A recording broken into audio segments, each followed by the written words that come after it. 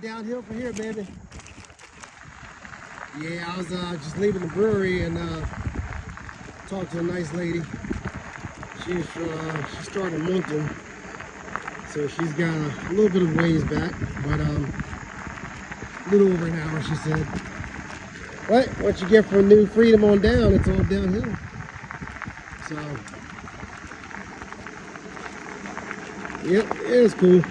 Yeah, I like conversation with, conversating with different people, and it's all good. Then I can go back to being alone on the trail, the way I like it. So, oh man.